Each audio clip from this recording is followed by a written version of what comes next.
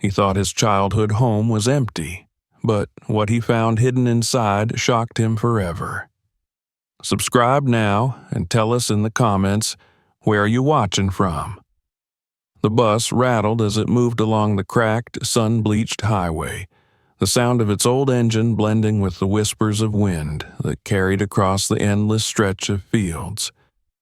Daniel Harper sat by the window, his large hands folded tightly together on his lap, his eyes fixed on the horizon.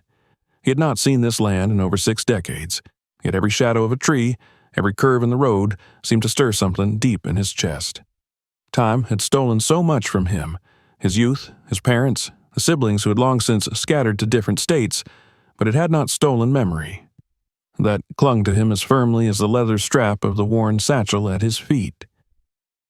As the bus drew closer to the small town where he had once lived as a boy, Daniel felt both an ache and a surge of anticipation. His heart pounded in ways he did not expect at 70 years old, and though his body had grown slower and weaker, his spirit was alive with restless energy. He pressed his forehead lightly against the glass, watching as telephone poles flickered past, one after another, and then the first faint glimpse of rooftops in the distance. The sight pulled him back through the years to a time when those same rooftops had seemed so grand, when his world had been limited to dusty roads, neighbors who all knew one another, and the firm guiding hand of his father. The town appeared almost ghost-like as the bus rolled in. Storefronts with broken windows stood silent, paint peeled from wooden walls, signs hung at crooked angles, swaying with each breath of wind. The streets were nearly empty. The few who walked seemed older, their backs bent, their faces lined with the weight of time. This was not the lively place Daniel remembered, filled with the chatter of children and the calls of men selling produce from the backs of their trucks. This was a place that had faded, a place abandoned by progress, where even memory itself seemed reluctant to linger. When the bus stopped, Daniel gathered his satchel and stepped down onto the cracked pavement. The air smelled of earth and pine needles, familiar and sharp. He drew in a slow breath, savoring it, and then let his gaze drift down the road to where he knew the house would be. The house his father had built with his own hands, plank by plank, long before poverty and drought had driven them away. His father's words rang in his ears even now. "This house is our stake in the world, Danny. One day you'll understand why we fight to keep it." But they had lost it all when the land dried up, when their savings ran thin, and when the family had been forced to pack what little they owned into an old truck and leave behind the only home Daniel had ever known. His steps were unsteady as he walked, but his will carried him forward. Along the way he passed familiar landmarks, the corner where he had once sold newspapers as a boy, the church with its white steeple that now leaned slightly to one side, the crumbling schoolhouse that stood like a monument to years gone by. He slowed as he approached the road that led to the house, his chest tightening. The gravel crunched beneath his shoes, each sound echoing louder than it should in the silence of the deserted neighborhood. And then he saw it. The house stood at the end of the lane, weathered and weary but still standing. Its roof sagged in places, shingles missing, while ivy climbed greedily up the wooden siding. Windows were clouded with dust. The porch sagged under years of neglect, but despite its decay, Daniel felt a sudden rush of recognition, like seeing an old friend after a lifetime apart. He stopped at the gate, his hand gripping the rusted latch, and for a long moment he could not bring himself to push it open. Memories came flooding back too quickly. His mother standing on the porch, waving at him to come inside for supper, his father carrying firewood, his little sister chasing after him with a doll clutched in her hand. When finally he entered the yard, his legs trembled. He climbed the creaking steps of the porch, his hand sliding across the weather-beaten railing. The front door yielded easily, its lock long since broken. Inside, the air was heavy with dust, thick and stale, as though the house had been holding its breath for decades, waiting for his return. Light filtered through cracks in the boards nailed over the windows, illuminating floating particles that drifted like tiny ghosts. Daniel stepped cautiously into the living room. The walls were bare except for faint marks where pictures had once hung.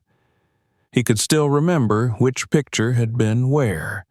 The portrait of his grandparents, the painting of the farm fields, the wooden clock his father had been so proud of. He crossed the room slowly, each footstep groaning against the warped floorboards. It felt as though he were walking through the pages of his own childhood, each corner whispering of things lost but not forgotten. He entered the kitchen, where broken cabinets clung stubbornly to the walls. He remembered sitting at the table with his family, eating cornbread and beans, laughing at his mother's gentle scolding when he refused to eat his greens. The smell of her cooking seemed to drift through the air even now, though he knew it was only imagination. He closed his eyes, letting the memory wash over him until tears blurred his vision. When he opened them again, he noticed the silence more keenly. It was a silence that pressed down on him, a silence that seemed to demand he search deeper, look closer, uncover what had been hidden all these years. He moved through the hallway, pausing at each doorway. His old bedroom still bore faint traces of his childhood drawings scratched into the wood, crude shapes of horses and stars.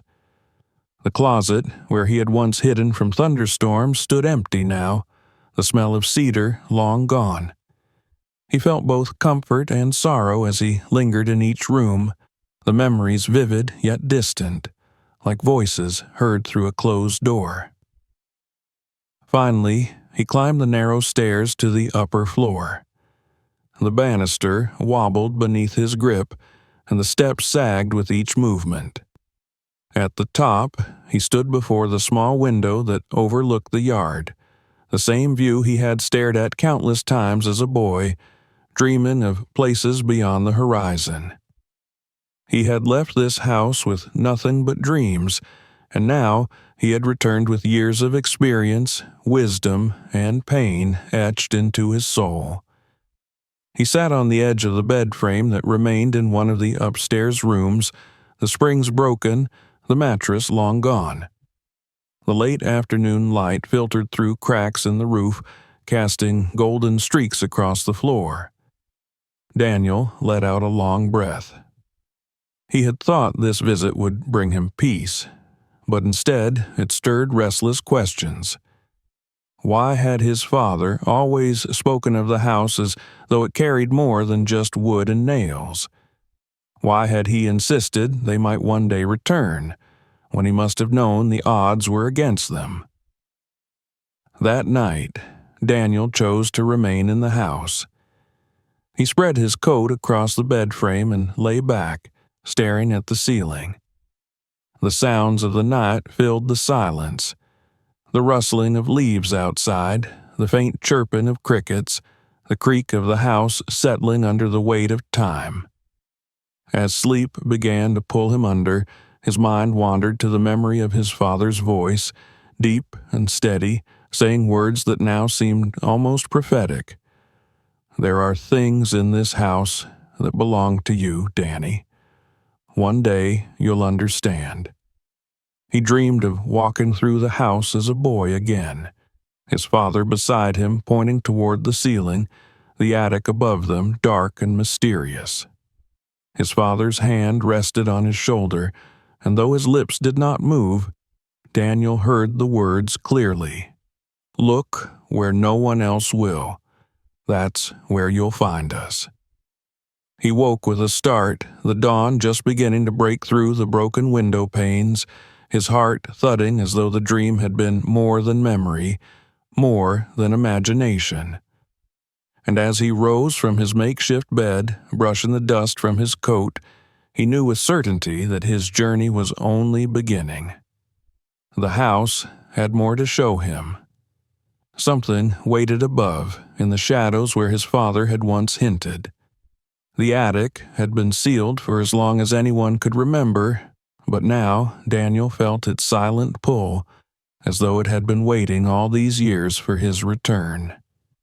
The morning light streamed weakly through the fractured panes of glass, turning the dust that floated in the air into faint golden ribbons.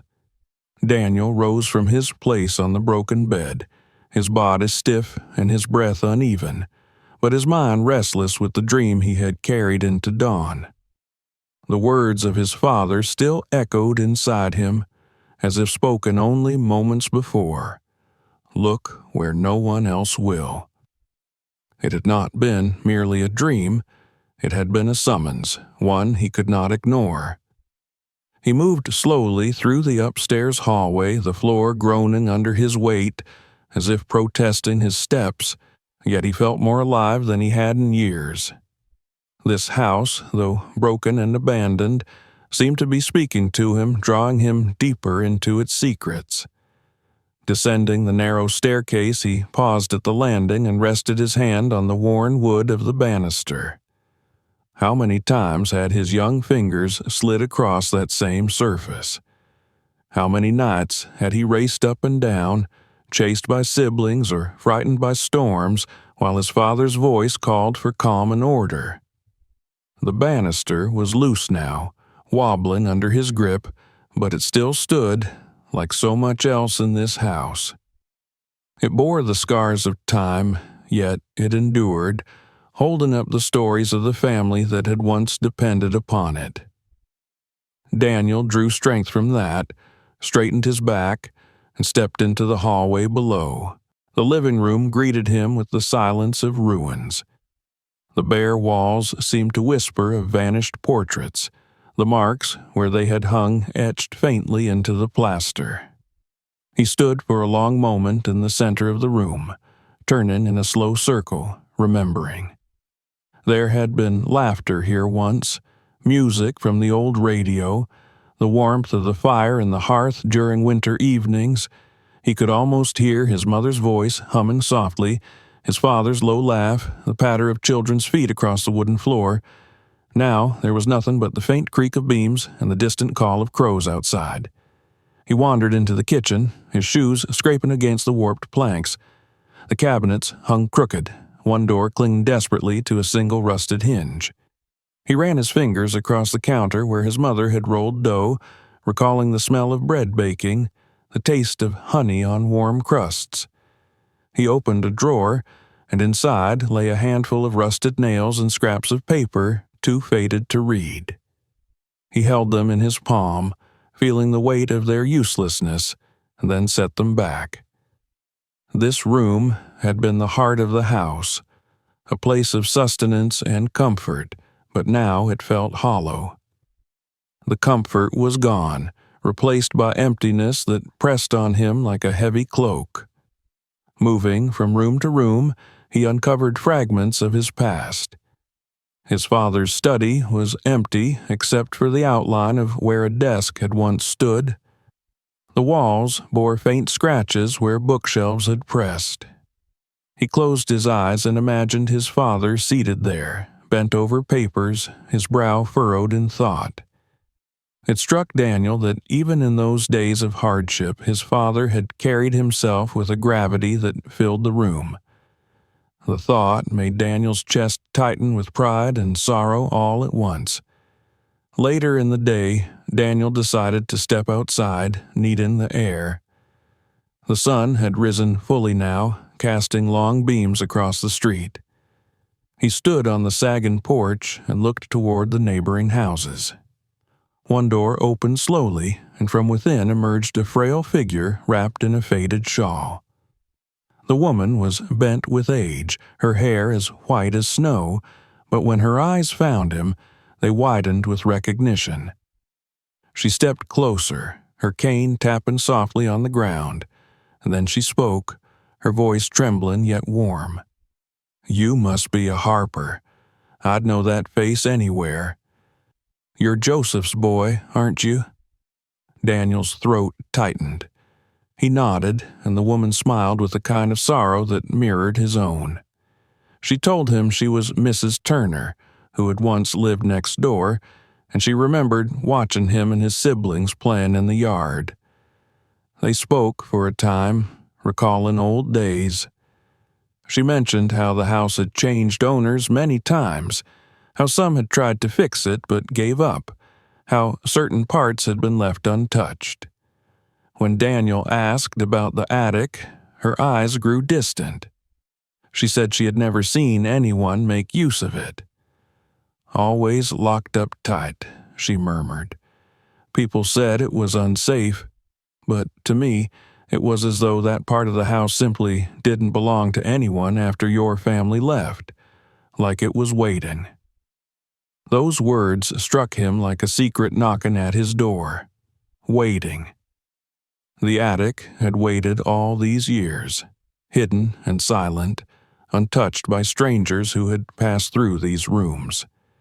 He felt his father's presence again in that moment, urging him upward, reminding him of the dream, of the promise that something of theirs had endured within these walls. He thanked Mrs. Turner, his voice thick with emotion, and returned inside, carrying the weight of her words like a lantern. That evening, as twilight settled, Daniel lit a small lantern he had brought with him. The flame cast long shadows across the walls as he sat in the corner of the living room, gazing up toward the ceiling above. He thought of how many nights his family had gathered in this very space, of the warmth and safety he had once taken for granted. The shadows seemed to stir with movement, shapes of memory flickering at the edge of his vision. He rubbed his eyes, weary, yet the feeling remained. The house was not empty. It breathed with echoes of the past, with lives lived and lost, with promises buried in dust. When sleep finally came, it was uneasy. He dreamed again of his father, this time standing at the foot of the staircase, pointing upward with stern insistence. In the dream, the air was thick with dust, and light poured through a crack in the roof, illuminating the steps that led to the attic door. Daniel awoke with a start, sweat dampening his brow, the dream clinging to him like a command. He sat upright in the darkness, listening to the house creak and sigh, and he knew what awaited him. The attic was calling. Morning came slowly, gray light creeping into the rooms. Daniel moved with purpose now, his limbs stiff but his will unyielding. He ate a piece of bread from his satchel, drank from a bottle of water, and gathered his strength. He climbed the staircase to the second floor, each step protesting under his weight. When he reached the top, he turned to the narrow hallway, where at the end loomed a small square door set into the ceiling. A string dangled faintly from it, swaying as though stirred by a draught. He had not noticed it before, or perhaps he had chosen not to, but now it seemed as though it had been waiting all along. He stood beneath it, his breath caught in his throat. He stretched up, his fingers brushing the string, and felt a tremor run through him. This was what his father had meant, what his dream had urged him toward. The attic, sealed and forgotten, held something his family had left behind. Daniel closed his eyes, whispering a prayer for courage, and then pulled. The old wooden door creaked open with a long, mournful sigh, and a ladder slid down slowly, scraping against the wall. Dust rained from the ceiling, filling the air with a choking haze. He coughed, covered his mouth, and peered into the darkness above. The attic yawned open like the mouth of history itself, vast and silent, shrouded in shadows. The air was colder there, untouched for decades. Daniel felt a shiver trace down his spine, but his father's words gave him strength. He gripped the ladder, placed his foot on the first rung, and began to climb. Each step upward felt like a step into the past, a step closer to the truth buried within the heart of the house. When his head finally rose above the floor of the attic, he froze. All around him lay the shapes of forgotten things, piles covered in dust and cobwebs, relics of years that had passed beyond memory. A strange stillness filled the room, broken only by the faint sound of his own breath. Daniel's eyes adjusted slowly to the dim light filtering through cracks in the roof. In that half-light, he sensed that this was no ordinary attic. Something here was hidden, something meant only for him. And as he pulled himself fully into the attic, standing amid the dust and silence, Daniel felt the weight of generations pressing upon him. He knew that the next steps would change everything. The attic had been waiting, and now its secrets were ready to be revealed. The dust stung Daniel's throat as he straightened in the dim attic, his lantern casting a weak glow across the cluttered space. He coughed into his sleeve, blinking away the sting in his eyes, and took a slow step forward. The floor beneath him groaned as though startled by his weight, by the intrusion of someone it had not known for decades. All around him the shapes of objects loomed in the half-darkness. Old furniture stacked and forgotten, boxes collapsed into themselves, newspapers yellowed and brittle. He lifted the lantern higher, its light spilling over the beams of the roof, revealing thick cobwebs that draped like curtains from corner to corner. The place smelled of age, of wood that had endured long seasons of damp and dry, of paper that had soaked in silence for a lifetime. At first glance, there seemed to be nothing unusual here. It looked like the typical graveyard of a family's past, filled with things too broken or too ordinary to be worth keeping close. But Daniel felt something else, an unease, a pull, as though the attic itself was hiding a pulse beneath the dust. He remembered the words of his father, the insistence in his dream, and he knew that the truth was not in plain sight. His father would never have left their history where anyone could stumble upon it. If there was something hidden here, it was hidden well. He moved slowly across the floor, his shoes nudging through piles of paper and discarded fabric. He crouched to inspect a trunk, but when he lifted the lid he found only rotted clothes and the faint glimmer of rusted tools. He searched through an old chest of drawers, finding it empty, save for a handful of buttons and a cracked marble. He set them aside, frustration building. Perhaps he had been wrong. Perhaps the dream was nothing more than memory playing tricks on him. But then, as he turned to leave, his lantern light fell on a corner of the attic where the wall seemed different. The boards there were cleaner, less worn by time. Unlike the other planks, which were warped and splintered, these looked newer, smoother, as though someone had replaced them deliberately. Daniel's heart quickened. He stepped closer, running his hand along the wood. It did not fit with the rest of the room. He tapped it lightly, and the sound it gave was hollow, echoing back faintly. His breath caught. Something was behind it. As he crouched to inspect the seam, his fingers brushed against a thin cord barely visible in the shadows. It was tied to a small hook embedded in the wood, the kind of mechanism someone might build to conceal a door. Daniel hesitated. His father had built this house with his own hands. Had he also built a secret? His pulse hammered in his ears as he wrapped his fingers around the cord. With a deep breath, he gave it a sharp tug. The board creaked loudly, reluctant to give way after decades of silence, then shifted. A crack of darkness appeared, widening as the panel swung inward. Dust poured out in a cloud, choking the air, and Daniel staggered back, coughing violently. He covered his mouth with his sleeve and blinked until the haze cleared enough to see. The space behind the board was narrow, but it stretched deeper than he had expected, forming a small hidden compartment. Lantern in hand, he bent down and peered inside. His skin prickled. There was something about the darkness within that felt alive, as though the room had been waiting to be discovered. He pushed himself through the opening, his shoulders scraping the frame, and stepped into the hidden space.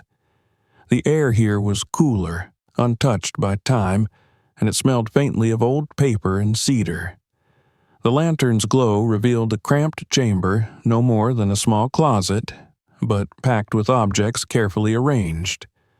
Boxes stacked neatly to one side, bundles wrapped in cloth, a wooden chest sealed with a small lock. Daniel's breath shook. This was it. This was what his father had meant. He reached for the nearest box and pulled it toward him. The cardboard crumbled slightly at his touch, but the contents were intact. Family photographs, their edges curling with age. He lifted one into the light and felt his chest constrict. It was a picture of his parents standing proudly in front of the house in its youth, his father's arm around his mother's shoulders, both of them smiling with a kind of weary hope. Another photograph showed Daniel himself as a child, barefoot in the yard, his little sister clinging to his hand. He had not seen these images in decades, and their sudden presence overwhelmed him. Tears blurred his sight as he set them carefully aside, his fingers trembling. He turned to the bundles wrapped in cloth. Untying the first, he revealed letters bound with string, the paper yellow but the ink still legible. He ran his hand over the top one but did not open it yet. The weight of them was enough to still his breath. These were not just letters, they were voices from the past, locked away for him to hear when the time was right. His father's hand had touched these very pages, sealed them, hidden them. It was as though the man himself stood beside him, urging him onward. His lantern flickered, casting long shadows across the hidden chamber. Daniel shifted his focus to the wooden chest. Its lock was small and tarnished with age, but next to it, tucked beneath the bundles, lay a key wrapped in a scrap of cloth. With shaking fingers, he lifted it and slid it into the lock. The mechanism clicked faintly, and the chest creaked open. Inside lay a collection of items that spoke of a family's soul. A Bible, worn and soft from use, with notes scribbled in the margins and passages underlined in faded ink. A silver medal, gleaming even through its tarnish, which Daniel recognized as his father's from his years of service. An amulet carved from dark wood, smooth from years of handling, that his father had always said belonged to his grandfather, a reminder of their roots reaching back across the ocean to Africa.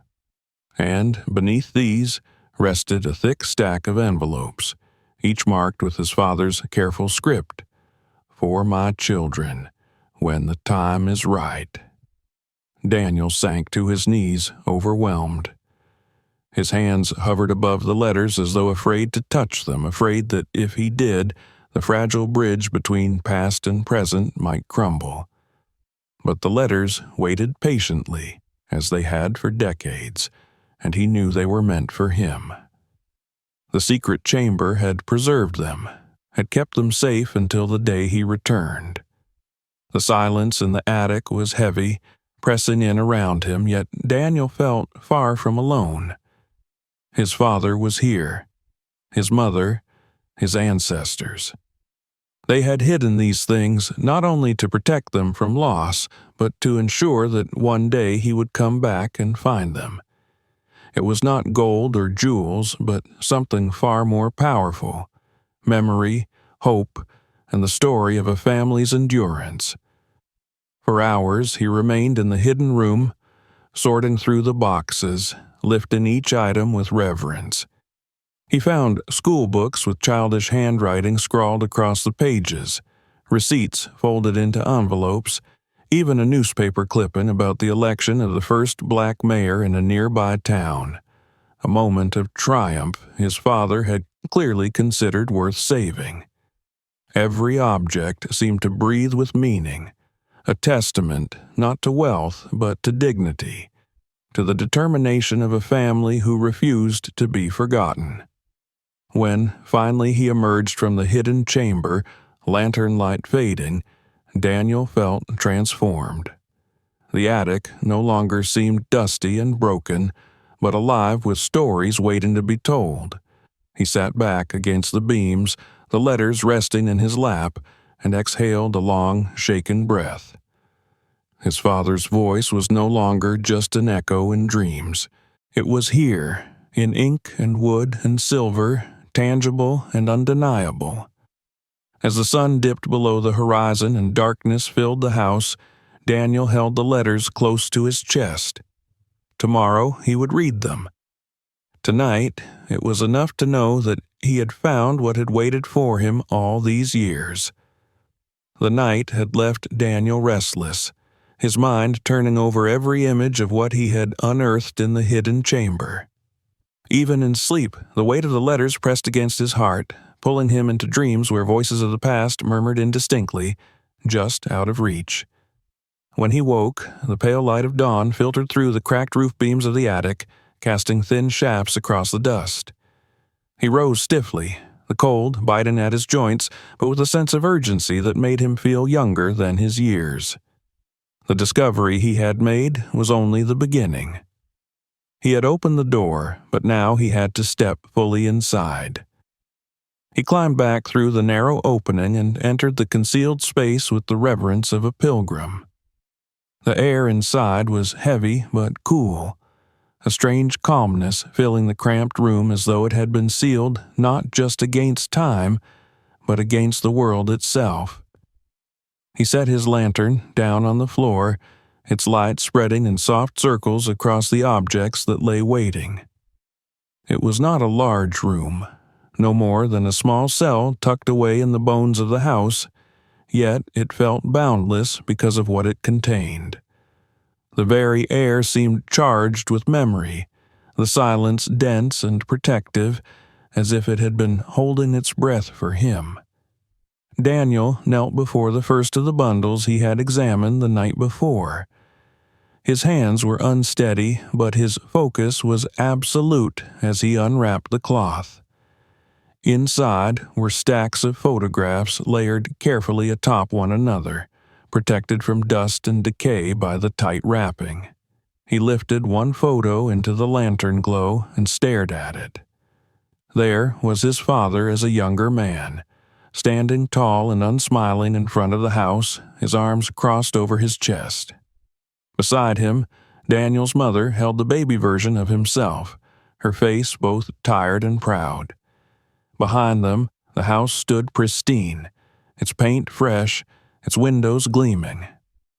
Daniel felt his chest tighten at the sight. It was a world that no longer existed, a life that had been torn away too soon. Yet, in this small piece of paper, the moment endured. He shuffled through more of the photographs, each one striking a chord in his memory. There were images of family gatherings, cousins and neighbors crowded together on the porch, laughing as someone strummed a guitar. There was one of his little sister in a Sunday dress, her hair in neat braids, smiling as though the world could never harm her. He could barely remember that smile, dulled by the hardships that had followed. Another photo showed his father kneeling beside a freshly tilled field, the soil dark and rich, a picture of hope before the drought came to strip everything away. Daniel placed the photographs carefully back into their bundle and turned his attention to a box stacked neatly in the corner. Inside were his old school books, the covers worn, the pages filled with his childish handwriting. He flipped through one, smiling faintly as he read his own shaky attempts at arithmetic, the margins scrawled with doodles of animals and stars. The simplicity of it nearly broke him. These were pieces of a boy who had once believed life would stay the same forever, that his home was permanent, that his parents would always be there. The Bible lay where he had left it, its cover soft from years of handling, the edges of its pages marked with his father's hand. Daniel opened it carefully, his eyes falling on the notes scribbled in the margins. His father had underlined passages about endurance, about faith in hardship, about the promises of future generations. Some verses had single words written beside them: hope, justice, freedom. It struck Daniel that this book was more than scripture to his father. It had been a diary of his beliefs, a way to leave behind his values for his children. Daniel traced the faded ink with his finger and felt as though his father's presence guided him even now, whispering across the years. His gaze shifted to the wooden amulet. He picked it up and held it in his palm, feeling its smoothness. His father had once told him it belonged to his grandfather, a man Daniel had never known, a man who had lived and died before freedom was more than a dream for their people. The amulet, carved from a piece of wood Daniel could not identify, carried with it the weight of ancestry, of journeys across oceans, of survival through generations of struggle. Daniel closed his hand around it, the wood warm against his skin, and tears welled in his eyes. It was not just a keepsake. It was a tether connecting him to lives that had come before, reminding him that his own existence was the result of countless sacrifices. But it was the letters that held him longest. He lifted the stack of envelopes, their edges brittle, their weight far heavier than paper should allow. On each, his father's handwriting declared ownership of the future. For my children, when the time is right. Daniel's hands shook as he held them. He knew he could not read them all at once. They deserved time, silence, and the fullness of his attention. But just the sight of them filled him with an emotion he could not name, a mixture of longing and gratitude and sorrow. His father had not left him money, nor land, nor any measure of worldly wealth, but he had left him words. Words that had waited all these years, sealed away in this secret place, like a conversation paused until Daniel was ready to hear it. For hours, Daniel remained in the secret room, moving from object to object. He examined each detail with patience, as though afraid he might miss some clue, some final message hidden in the folds of cloth or the margins of paper. Time slipped away unnoticed. The lantern burned low, its flame wavering, yet he stayed, unwilling to leave the presence of what he had found. Every object seemed to radiate his father's intention, each one chosen not for its value, but for its meaning. Together, they painted a picture of a man who had feared that his children might one day lose their connection to the past, and who had done everything in his power to prevent that. As evening drew near, Daniel finally leaned back against the wall of the chamber, exhaustion settling into his bones. He closed his eyes and listened to the silence. It was not empty silence anymore. It was filled with voices, his mother's laughter, his sister's song, his father's firm instructions. The house, once cold and abandoned, now pulsed with life again, at least for him. He realized that his father had built more than a home out of wood and nails. He had built a vessel to carry their story forward, hidden away in a chamber of memory until Daniel was old enough to understand its worth. When Daniel finally stepped out of the secret room, he felt different. His heart was heavy with sorrow, but also lifted by a strange, quiet joy. He had found what had been waiting for him, and though he had yet to read his father's words, he already felt their weight guiding him. The attic did not seem so empty now. It felt like a sanctuary, a place consecrated by love and faith. He pulled the board closed behind him, sealing the chamber once more, though this time he knew it was not lost. The knowledge of it, the truth of what it held, lived inside him now. As he descended the ladder, lantern in hand, the house around him seemed less decayed, less ruined. It still bore the scars of time, but it also carried something unbreakable. The story of a family who had endured, whose legacy could not be erased. That night, as Daniel settled into the quiet of the living room, letters resting close by, he felt a calmness he had not known in years. Tomorrow he would begin to read, to hear his father's voice speaking across the divide of time. Tonight, it was enough to know that he had entered the secret room, had seen what was hidden, and had felt the presence of those who had loved him long before. The house no longer seemed haunted by ghosts of loss. Instead, it was alive with memory, a guardian of history that was his to carry forward. The morning broke with a fragile stillness, the kind that seemed to hold the world in its breath before sound and movement slowly returned. Daniel stirred from his uneasy rest in the old living room, the letters laid neatly beside him on a chair as if they had been standing guard through the night.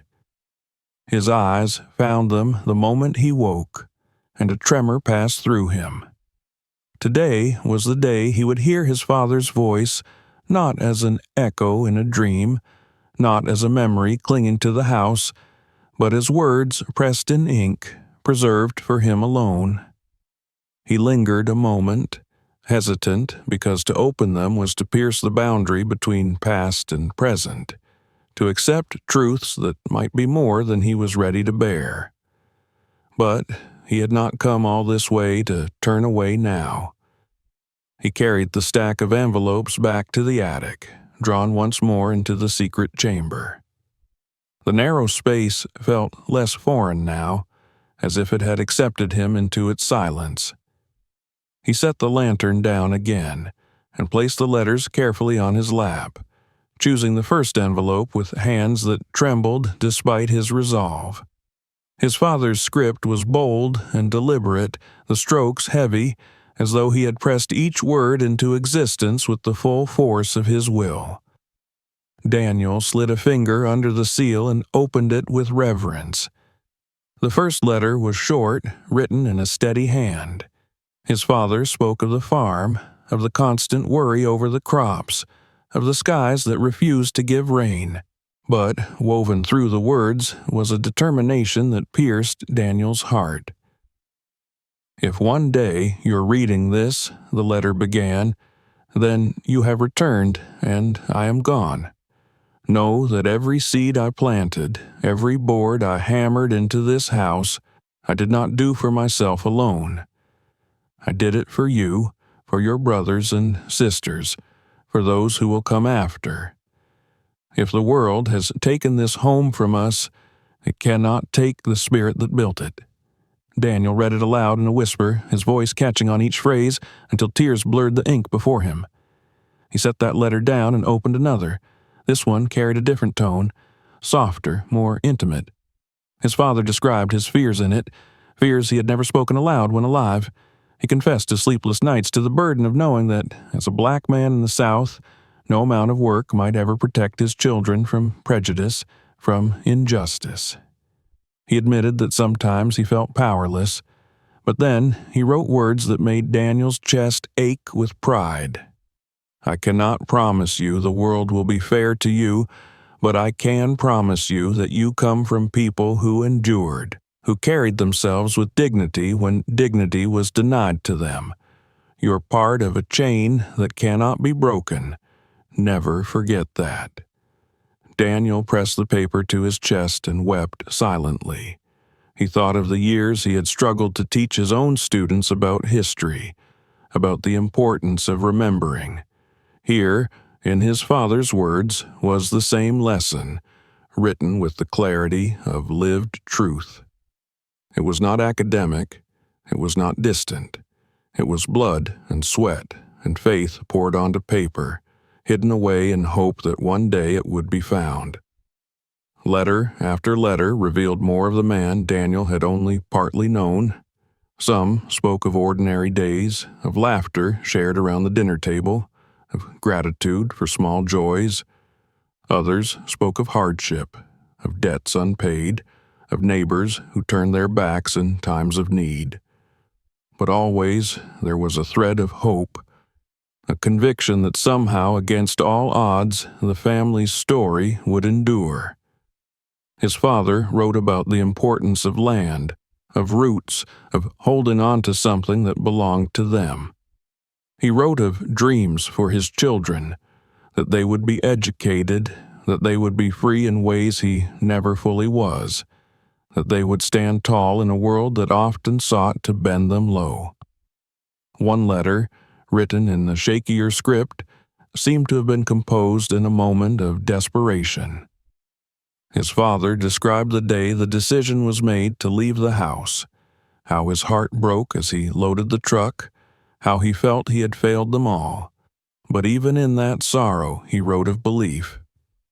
"If you ever come back here, my son, remember that leaving did not erase us. This house, even if broken, even if empty, still carries us. It carries me. And if you search for me, you will find me here."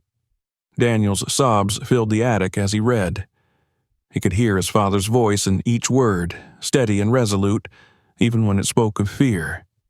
He realized how much his father had carried in silence, how much he had hidden behind strong shoulders and a stern face. These letters were not just messages. They were confessions, legacies, and blessings all bound together. They gave Daniel something he had long craved, a direct conversation with the man he had lost, a dialogue across time. By the time the afternoon light slanted across the beams of the attic, Daniel had read most of the letters. His eyes burned from tears, his hands were smudged with dust and ink, but his heart felt fuller than it ever had. He understood now that the hidden chamber was more than a place to store mementos. It was a sanctuary his father had created, a capsule of truth meant to survive when memory alone was not enough. The objects preserved there were important, yes, but the letters were the soul of it all. He gathered them carefully, stacking them once more, though now he knew he would never let them remain hidden again. They belonged to history as much as to him, and he felt a stirring responsibility to share them, to ensure that the voices of his family would not fade into dust. Yet for now, in the quiet of the house, he allowed himself the solitude of their words, letting them echo in him, filling the empty places that had hollowed inside him over years of distance and loss. As the evening deepened, Daniel leaned back against the wooden beam, the amulet still in his pocket, the letters pressed against his side. He thought of his father, bent over the table by lamplight, writing into the silence of nights filled with worry, yet choosing to record hope instead of despair. That act itself was a kind of resistance, a defiance of the darkness around them, and Daniel, reading those words now, felt the defiance pass into him like a torch handed from one generation to another. When at last he descended from the attic, the house seemed warmer, less abandoned. He carried with him not just papers, but voices, faces, and faith. His father had spoken across decades, and Daniel had heard him. The letters had given him more than memory. They had given him purpose. The night air outside pressed gently against the windows, and for the first time since he had arrived, Daniel felt he could breathe easily. Tomorrow he would decide what to do with the legacy he now held. Tonight he simply allowed himself to rest, knowing he had been given the greatest treasure of all, the story of who he was, written by the man who had built the walls around him. When morning came again, Daniel felt the shift as clearly as a light that poured through the dusty windows. The house had stopped feeling like a tomb of memories and begun to breathe as though alive again. Every corner carried weight. Every wall seemed to hum faintly with the voices that had been freed by the letters he had read. The stack of envelopes lay carefully tucked into his satchel, but they pressed against him with more power than gold or land ever could. He knew now that they could not remain hidden forever, not only because they carried the truth of his father's life, but because they carried the truth of countless others who had lived in silence, endured in obscurity, and whose stories deserved to be remembered. He had returned to this house seeking closure, but what he had found demanded more. It demanded to be shared. The thought troubled him through breakfast, a simple meal of bread and water taken at the broken kitchen table where his family had once sat. He pictured his father bent over the letters late at night, pen scratching against paper, the weight of responsibility in his shoulders. His father had hidden these things for safekeeping, but had he meant for them to remain hidden forever? Daniel thought of the way each letter had been addressed, the words written plainly across the envelopes, "For my children, when the time is right." Those words carried a clear instruction. The time had come, and Daniel knew he was the only one who could decide how the voice of the past would be carried forward. He stepped out into the sunlight, the satchel heavy on his shoulder, and walked slowly down the familiar road toward town. The streets looked much as they had when he first arrived, weathered and half forgotten, but now he saw them differently. This town had once been the backdrop to his family's struggles, but it was also a thread in a larger story, one that stretched back through generations. His father's letters were not just for him. They were a testament to what it meant to live, to fight, and to endure in a world that often turned its face away. The museum sat in the center of town, a modest brick building that looked almost like an old courthouse. Its steps were chipped, its windows fogged, but as Daniel approached, he felt his pulse quicken. He had taught history to students for decades, filling their minds with names and dates, movements and revolutions.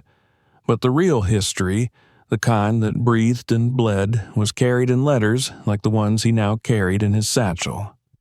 For the first time in his life, he felt that he had something not only to teach, but to give. Inside, the air was cool and quiet, and the scent of old paper hung in the rooms.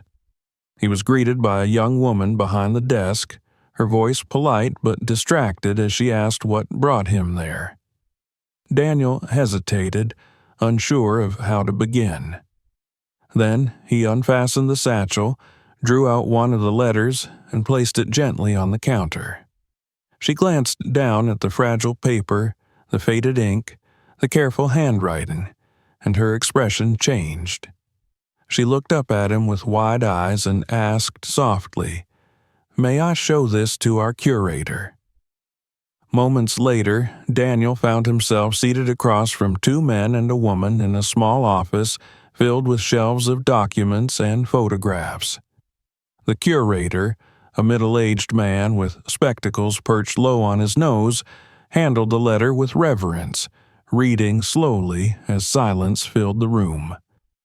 The others leaned in, their faces intent, their breaths held as though the words were alive. When the curator finally set the letter down, he looked at Daniel with an expression of quiet awe. "These are extraordinary," he said. "Do you know how rare it is for something like this to survive? Ordinary families rarely leave behind such a clear voice from this time, and this," he tapped the paper gently, "this isn't just any family. This is a record of life, of struggle, of faith. It's history." Daniel felt the words settle into him like a weight, but not a burdened one, an affirming one. His father's voice was being heard not just by him, but by others who could recognize its worth. For decades, those letters had sat in silence, and now, in this moment, they were alive again. The museum staff asked to see more, and Daniel obliged, carefully pulling out photographs, the Bible, the amulet.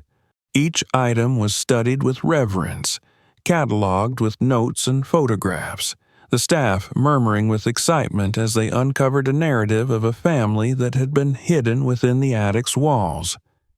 They spoke of exhibitions, of preservation, of placing the letters in a place where others could learn from them. "These objects are invaluable," one of the women said, her voice thick with emotion. "Not in money, perhaps, but meaning. They tell the story of people who rarely had the chance to be recorded. This is a gift." Daniel listened, his heart swelling. He had always wondered whether his father's sacrifices would ever be remembered beyond their small family. Now, it seemed, they would.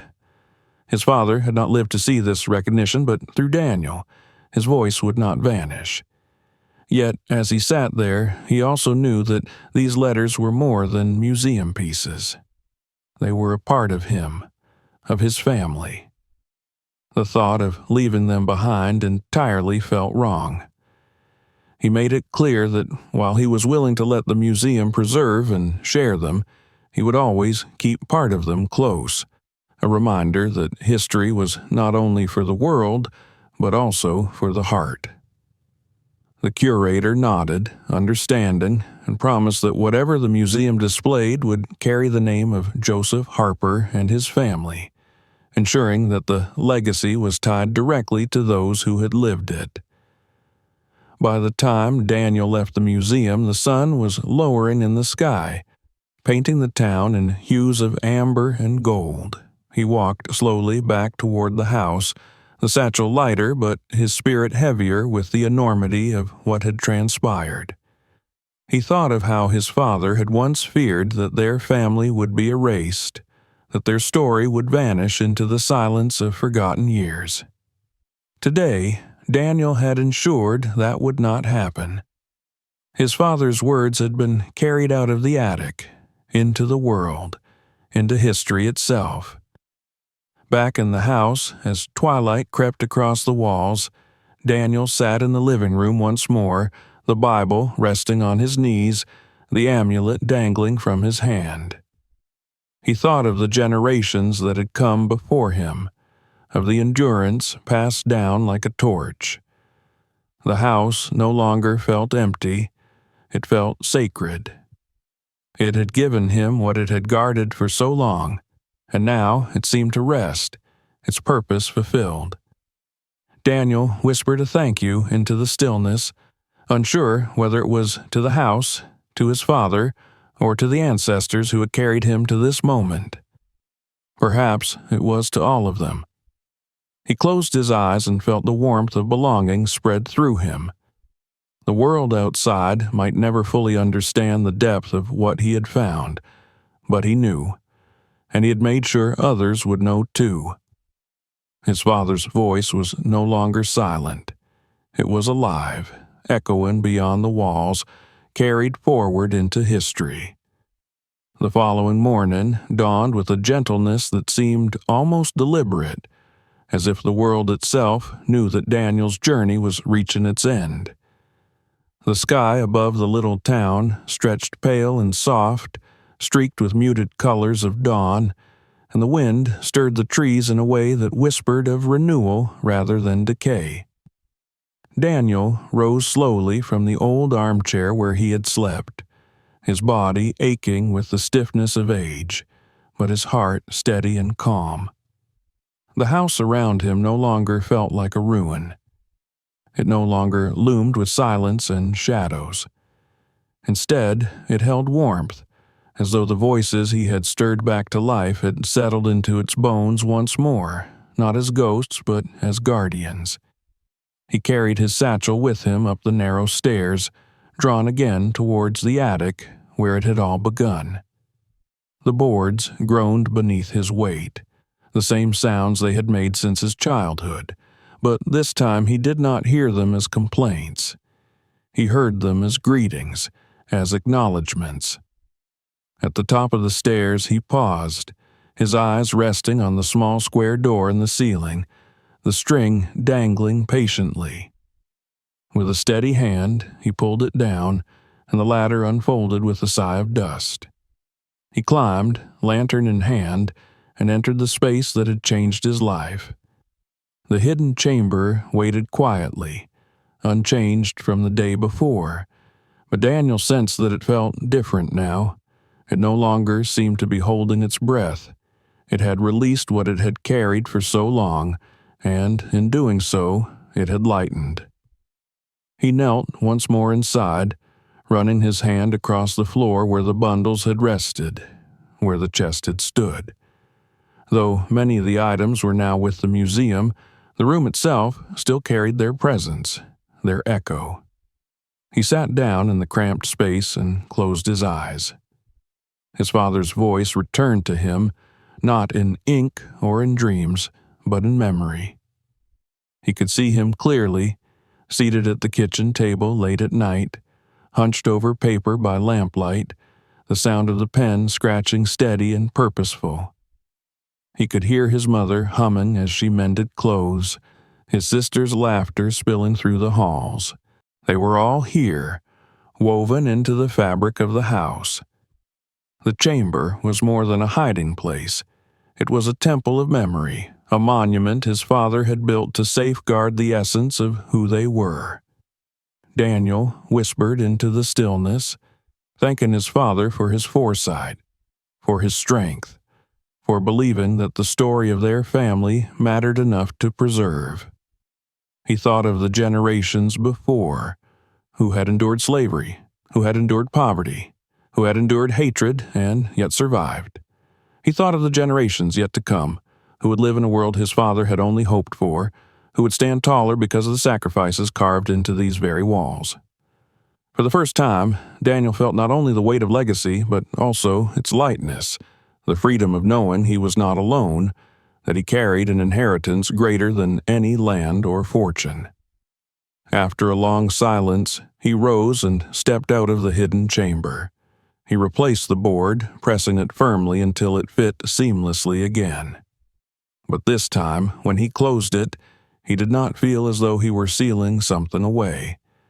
He felt as though he were blessing it, returning it to its place, not as a secret, but as a truth already revealed, already alive.